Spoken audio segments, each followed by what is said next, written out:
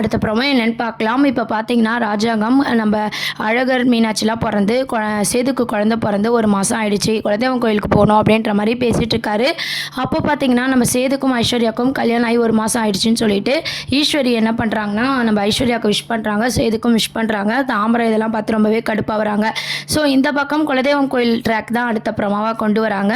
அங்கே பார்த்தீங்கன்னா, நம்ம தமிழ்கிட்ட வந்து பாட்டிமா இருக்காங்களே, அவங்க சொல்கிறாங்க, குழந்தை பிறந்து 1 மாதம் ஆகுது, அதனால் கோயிலுக்கு போகணும் அப்படின்னு சொல்லிட்டு. ஸோ அவங்களும் நல்ல நாள் பார்த்து பார்த்தீங்கன்னா எல்லாருமே வந்து நாளைக்கு கிளம்பி போகணும் அப்படின்ற மாதிரி பேசிகிட்டு இருக்காங்க.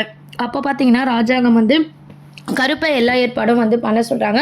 நாளைக்கு நம்ம எல்லாருமே ரெடியாக இருங்க, கோயிலுக்கு போகணும் அப்படின்ற மாதிரி சொல்லிட்டு இருக்காங்க.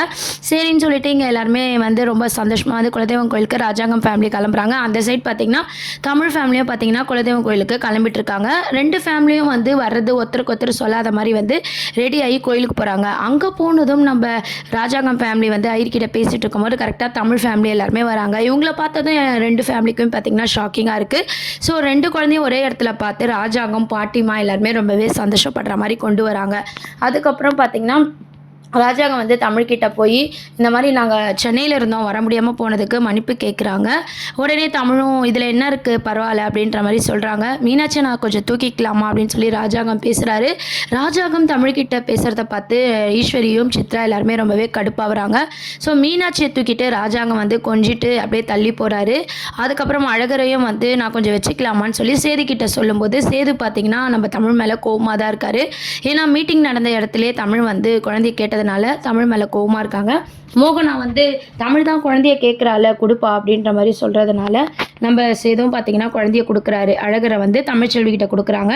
ஸோ அப்புறம் பூசாரி வந்து கூப்பிட்றாங்க. கூப்பிட்டுட்டு எல்லாரும் 2 ஃபேமிலியும் வந்து பார்த்திங்கன்னா ஒன்றா நிற்கிறாங்க. இதை பார்த்து பாட்டிமா என்ன நினைக்கிறாங்கன்னா, இப்படி இருக்க வேண்டிய குடும்பம் எப்படி எப்படியோ ஆயிடுச்சு, நீ தான் இவங்களை சேர்த்து வைக்கணும்னு சொல்லி சாமியெல்லாம் குலதெய்வத்தை வேண்டிக்கிறாங்க, அம்மாச்சி வேண்டிக்கிறாங்க. அப்போ வந்து ஐயர் என்ன சொல்கிறாருன்னா, 2 குழந்தை பிறந்திருக்கு இல்லையா, ஸோ பொங்கல் வச்சு நம்ம சாமிக்கு வழிபாடு பண்ணலாம் அப்படின்ற மாதிரி சொல்லிட்டு இருக்காங்க. தமிழ் ஒரு பக்கம் பொங்கல் வச்சுட்டு இருக்காங்க. மோகன் ஐஸ்வர்யாலாம் பார்த்திங்கன்னா ஒரு பக்கம் பொங்கல் வச்சுட்டு இருக்காங்க. ஸோ 2 ஃபேமிலியும் ஒரே இடத்துல வந்து பொங்கல் வச்சு ரொம்ப சந்தோஷமாக அதை செலிப்ரேட் பண்ணிட்டு இருக்காங்க. அப்போ பார்த்திங்கன்னா குழந்தைய வந்து தூக்கிட்டு வர சொல்கிறாங்க. சேது வந்து நம்ம அழகரையும் மீனாட்சியை வந்து தமிழும் வந்து தூக்கிட்டு போகிறாங்க. நம்ம தமிழும் சேதுவும் ஒன்றா இருக்கிறத பார்த்து சித்ரா ஈஸ்வரிலாம் வந்து கடுப்பாகிறாங்க. உடனே நம்ம சித்ரா வந்து ஐஸ்வர்யா கிட்ட போய் கேட்குறாங்க, இதெல்லாம் பார்க்குற எங்களுக்கே கடுப்பாகுது ஐஸ்வர்யா, உனக்கு கடுப்பாகலையா அப்படின்னு சொல்லி கேட்டுட்ருக்காங்க. உடனே ஐஸ்வர்யா என்ன சொல்கிறாங்கன்னா, ப்ராக்டிக்கலாக பாருங்கள், இதில் என்ன இருக்குது, மாமா வந்து அவர் பையனை பிடிச்சிருக்காரு, தமிழ் வந்து அவங்க பொண்ணை வச்சுருக்காங்க, இது அவங்க குழந்தைங்க தான், இதில் என்ன இருக்குது, எனக்கு மாமா மனசில் இடம் பிடிச்சா போதும், அவர் எனக்கு டைம் கேட்டிருக்காரு, அவர்லாம் மாறிடுவார், நீங்களும் எதை நினச்சோ கவலைப்படாதீங்க அப்படின்னு சொல்லிட்டு ஐஸ்வர்யா வந்து நல்ல அட்வைஸ் கொடுக்குறாங்க சித்ராக்கு. சித்ரா உடனே நம்ம ஈஸ்வரிக்கிட்ட போய், இவன் நம்ம போட்ட பிளானுக்கு சரி வர மாட்டா போலையே, இவரை சேதுக்கு கல்யாணம் பண்ணி வச்சு நம்ம தான் தப்பு பண்ணிட்டோம் போலையே அப்படின்னு சொல்லிட்டு சித்ரா வந்து ஈஸ்வரி கிட்ட சொல்லிட்டு இருக்காங்க. உடனே ஈஸ்வரி, இதை இப்படியே விடக்கூடாது, ஐஸ்வர்யாவை நம்ம பக்கம் வச்சிருக்கணும், அப்போ தான் நம்ம நினச்ச ஒன்று நடத்த முடியும், இந்த சேதுவும் தமிழும் ஒன்றா இருக்கிறத பார்த்தாலே கடுப்பாகுதுவா, நம்ம வேறு இடத்துக்கு போகலாம் அப்படின்ற மாதிரி போகிறாங்க. அதுக்கப்புறம் பார்த்திங்கன்னா பொங்கல் வச்சுட்டு எல்லாம் சாமி வழிபாடு பண்ணும்போது பார்த்திங்கன்னா நம்ம சேதுவும் நம்ம தமிழும் குழந்தையோடு இருக்கும்போது மாலைலாம் போடுறாங்க. அப்புறம் ராஜாங்கத்துக்கு பார்த்திங்கன்னா முதல் மரியாதை செலுத்துகிறாங்க. அந்த மாதிரியான ஒரு சீன்ஸ் எல்லாம் வந்து கொண்டு வராங்க. இதெல்லாம் பார்த்து ஈஸ்வரி உள்ளுக்குள்ளேயே வந்து இவங்களை எவ்வளோ பிரித்தாலும் எப்படின்னா இந்த குழந்தைங்க ஒன்றா சேர்த்துறது, இந்த குழந்தைங்களே இந்த வீட்டுக்கு வரக்கூடாத அளவுக்கு சீக்கிரம் ஐஸ்வர்யாவை வந்து கர்ப்பமாக வைக்க வைக்கணும் அப்படின்ற மாதிரி ஈஸ்வரி ஒரு பக்கம் யோசிச்சுட்ருக்காங்க. குழந்தைக்கும் வந்து பார்த்திங்கன்னா பூசாரி வந்து மரியாதை செலுத்துகிறாரு, ராஜாங்கத்துக்கும் மரியாதை செலுத்துறாரு. அதுக்கப்புறம் பார்த்தீங்கன்னா பொங்கல்லாம் வச்சு வழிபாடு வந்து பண்ணிட்டு சாமியை வந்து எல்லாரும் ஒற்றுமையாக இருக்கணும்னு சொல்லி கும்பிட்டுட்டு இருக்காங்க. அம்மாச்சும் பார்த்தீங்கன்னா மனசு உருகி வந்து சாமி கும்பிட்டுட்டு இருக்காங்க மாதிரி காமிச்சிருக்காங்க.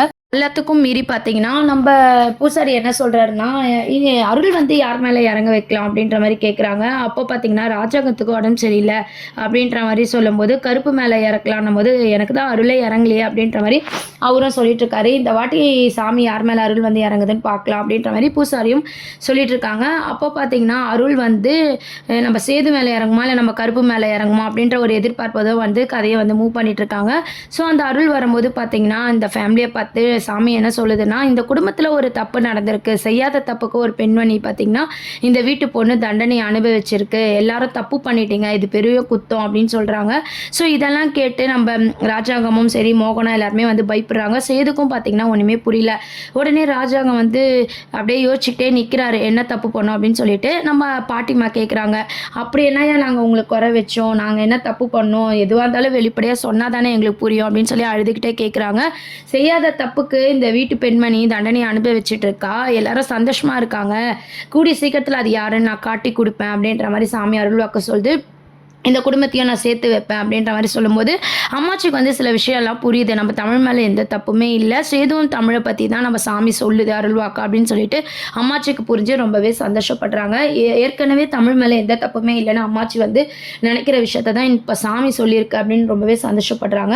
அதுக்கப்புறம் ஈஸ்வரி வந்து அருள்வாக்கு கேட்கும்போது ஈஸ்வரியை பார்த்து நீ தப்பு மேலே தப்பு பண்ணிட்டு இருக்க, இதோட நிறுத்திக்கோ அப்படின்ற மாதிரி சாமி சொல்லவதோ நம்ம ராஜாங்கம் எல்லாரும் பார்த்தீங்கன்னா ஈஸ்வரியை பார்த்துட்டு இருக்காங்க. நான் என்ன தப்பு பண்ணேன்னு சொல்லி ஈஸ்வரி வந்து நடிக்க ஆரம்பிக்கிறாங்க. மற்றவங்க கிட்ட நடிக்கிற மாதிரி என் கிட்ட நடிக்கலான்னு பார்க்காதன்னு சொல்லி அருள்வாக்கு சொல்லிட்டு இருக்கும்போது ஈஸ்வரிக்கே வந்து பயம் வருது. இதுக்கு மேலே வாயர்னா சாமி நம்மளை காட்டி கொடுத்துரும், ஒழுங்காக இங்கேருந்து எஸ்கேப் ஆகிடணும் அப்படின்னு சொல்லிட்டு சித்ராவும் ஈஸ்வரியும் வந்து அங்கேருந்து எஸ்கேப் ஆகிறாங்க. இதெல்லாம் பார்த்து நம்ம சாவித்ரி தாமரை பார்த்து இவங்க கிட்ட ஏதோ ஒரு தப்பு இருக்குது, அதனால தான் ஈஸ்வரி முகமே நல்லா இல்லை சாமி வரும்போது, கண்டிப்பாக அது என்னன்னு கண்டுபிடிச்சா இவங்களை வீட்டை விட்டு அனுப்பிடணும் அப்படின்ற மாதிரி தாமரையும் நம்ம சாவித்திரியும் ஒரு பக்கம் யோசிச்சுட்டு இருக்காங்க. அப்போது பாட்டிமா வந்து ரொம்பவே சந்தோஷப்படுறாங்க. கூடிய சீக்கிரம் சேதுவும் தமிழும் சேர்த்து வைக்கிறேன்னு சாமி சொன்ன மாதிரி நடக்கும்னு சொல்லி நம்ம தமிழோட அம்மா வசந்தி கிட்ட வந்து இதெல்லாம் சொல்லி சந்தோஷப்படுறாங்க. உடனே நம்ம தமிழ் என்ன சொல்கிறாங்கன்னா, சாமி எது சொன்னாலும் எங்களை தான் சொல்லுதுன்னு நீங்களா நினச்சிப்பீங்களா, அதெல்லாம் நாங்கள் சேர்றதெல்லாம் நடக்காத காரியம் அப்படின்ற மாதிரி தமிழ் வந்து பாட்டிமாகிட்ட சண்டை போடுறாங்க. உடனே பாட்டிமா நீ சொல்கிறதெல்லாம் நடக்காது, அவன் என்ன சொல்கிறானோ அதுதான் நடக்கும் அப்படின்னு சொல்லிட்டு இருக்கும்போதே கோவிலில் பெல் அடிக்குது. பார்த்தல சகுனத்தை அப்படின்ற மாதிரி பாட்டிமா சொல்லிட்டு இருக்காங்க. ஸோ சாமி சொன்ன விஷயம் ராஜாங்கம் வந்து யோசிச்சுட்டு இருக்காங்க. மோகனாவும் யோசிச்சுட்டு இருக்காங்க. பண்ணாத தப்புக்கு தண்டனை அனுபவிக்கிறாங்க. இங்கே எல்லாமே தப்பாக நடக்குதுன்னு சாமி சொல்லுதுன்னா தமிழ்ச்செல்வியை சொல்லியிருக்குமோ அப்படின்ற மாதிரி ராஜாங்கம் யோசிக்கிறாரு. மோகனா என்ன சொல்கிறாங்கன்னா நானும் அப்படி தான் நினைக்கிறேன் அப்படின்ற மாதிரி சொல்லும்போது சேதுவும் வந்து அதெல்லாம் கேட்டுட்ருக்காங்க. இவங்களை இதுக்கு மேலே யோசிக்க வச்சா உண்மை எங்கே வெளியே வந்துடுமோன்னு சொல்லிட்டு ஈஸ்வரி என்ன சொல்கிறாங்கன்னா, சாமி ஏதோ வந்த வாக்கில் அடிச்சு விடுது, இதெல்லாம் பற்றியா நம்ம யோசிக்கணுமாமா அப்படின்ற மாதிரி ராஜாங்கத்தை யோசிக்க விடாமல் அப்படியே ஈஸ்வரி வந்து டைவெர்ட் பண்ணிட்டு இருக்காங்க. அதுக்கப்புறம் பார்த்தீங்கன்னா சேது வந்து நம்ம மீனாட்சியை கொஞ்சிட்டு இருக்காங்க. அழகரை வந்து நம்ம தமிழ் கொஞ்சிட்டு 2 பேரும் ஒரே இடத்துல இருக்கிறத பார்த்து ஈஸ்வரி கடுப்பாகி உடனே ஐஸ்வர்யா கிட்ட போய் உடனே நீ சேதுவை கூட்டிகிட்டு வேறு எங்கன்னா போய் சுற்றிப்பாரு, கோவிலை சுற்றிப்பாரு, முதல்ல சேதுவை கூட்டிகிட்டு போ அப்படின்ற மாதிரி சொல்கிறாங்க. உடனே ஐஸ்வர்யாவும் போய் சேதுவை கூப்பிட்றாங்க. சேது இரு ஐஸ்வர்யா போகலாம் அப்படின்ற மாதிரி சொல்லிட்டு இருக்காங்க. ஐஸ்வர்யா என்ன நம்ம பேச்சை இப்போல்லாம் வர வர கேட்க மாட்டா, சாதாரணமாக அவளுக்கு என்ன தோணுதோ அதை தான் செஞ்சுட்ருக்கான்னு சொல்லி சித்ராவும் நம்ம ஈஸ்வரியும் வந்து யோசிக்கிறாங்க. ஐஸ்வர்யாவை நம்ம போக்கிலே வச்சுருந்தா மட்டும்தான் சேது வந்து நம்ம இஷ்டப்படி இருப்பான், அது மட்டும் இல்லாமல் நம்ம நினச்சதுலாம் நடக்கும், ஐஸ்வர்யாவை வந்து அவங்க பக்கம் போவிடக்கூடாது, இவ கொஞ்சம் நல்லவளாக இருக்கா அப்படின்ற மாதிரி நம்ம ஈஸ்வரி வந்து யோசிக்க ஆரம்பிக்கிறாங்க. அதுக்கப்புறம் பார்த்தீங்கன்னா குழந்தைங்களா பார்த்தீங்கன்னா நம்ம ஐஸ்வர்யாவும் அந்த குழந்தைங்களோட விளையாடிட்டு இருக்கிறத பார்த்து ஈஸ்வரி ரொம்பவே கடுப்பாகிறாங்க. ஐஸ்வர்யா கொஞ்சம் கூட சரியில்லை, மாறிக்கிட்டே வர அப்படின்னு சொல்லிட்டு.